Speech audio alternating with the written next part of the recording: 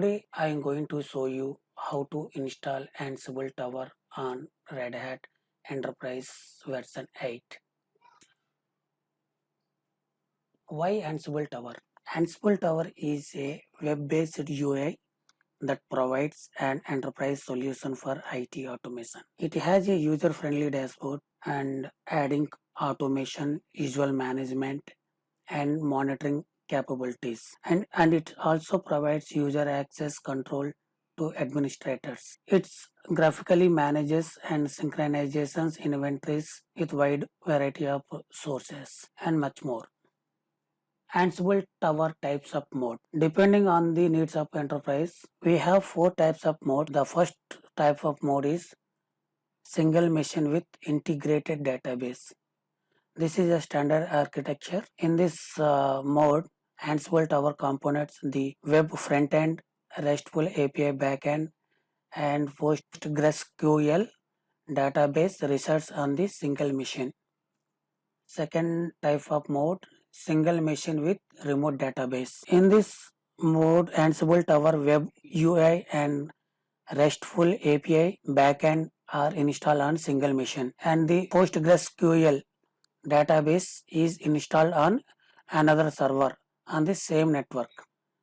The third one is high availability multi-machine cluster. Earlier Ansible Tower versions offered a redundant active passive architecture consisting of a single active node and one or more inactive nodes. Starting with Red Hat Ansible Tower 3.1, this architecture is now replaced by an active high availability cluster consisting of multiple active Ansible Tower nodes.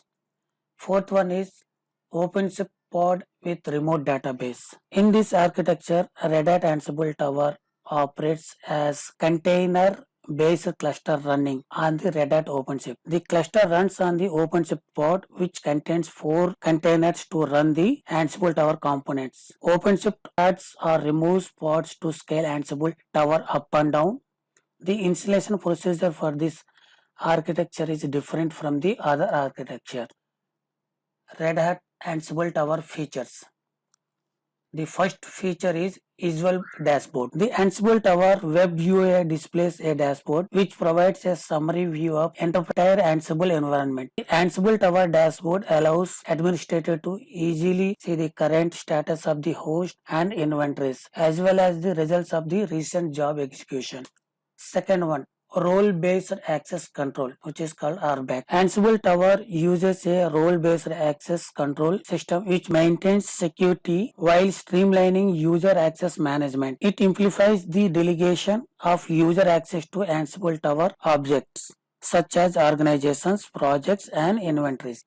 Next one is graphical inventory management. You can use this Ansible Tower web UI to create inventory groups and add inventory host. You can also update inventories from an external inventory source such as public cloud providers, local virtualization environments, and an organization's custom configuration management database, that is CMDB. The next one is job scheduling. You can use Ansible Tower to schedule playbook execution and updates from external data source either on a one-time basis or recurring at regular intervals. This allows routine tasks to be performed unattended and is especially useful for tasks such as backup routines, which are ideally executed during operational off hours.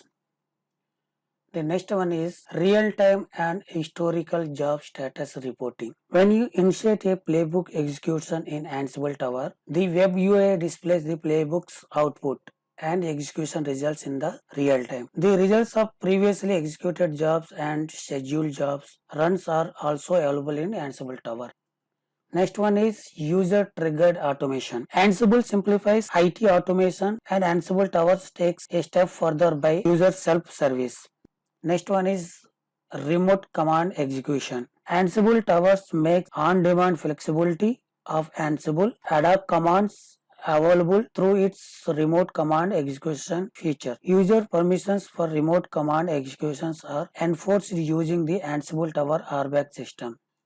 Next one is credential management. Ansible Tower certainly manages authentication credential. This means that you can run Ansible plays on manager host.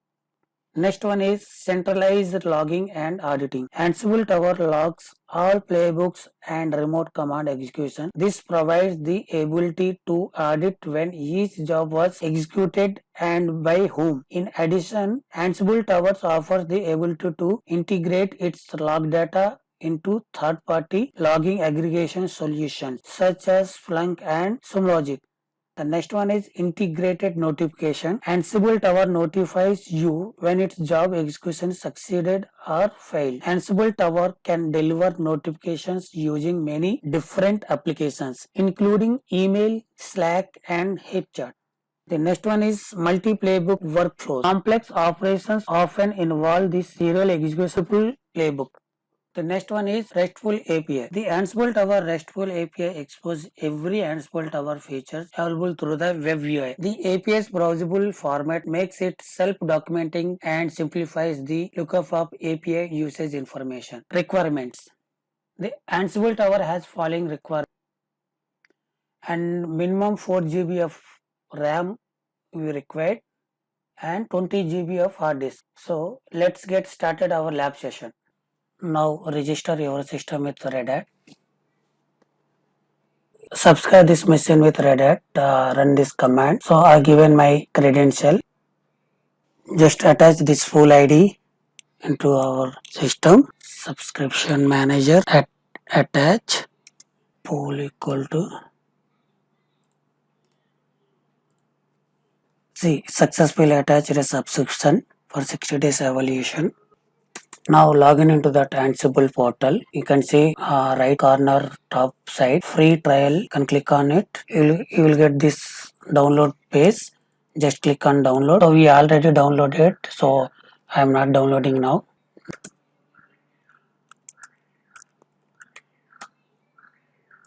Go to download page and you need to enter this file tar-xvzdef.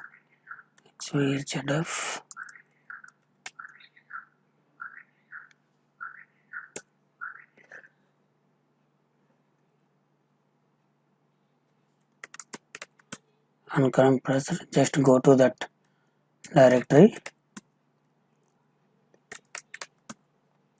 We need to modify inventory file.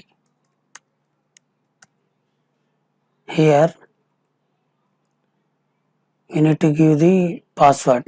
I am giving password as a Red Hat.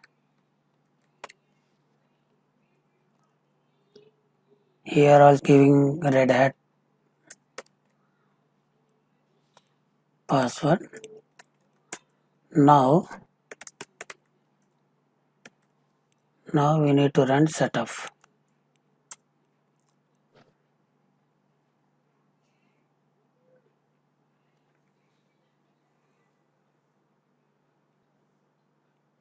Now the Ansible is installing first. Then after that Python package is also installing.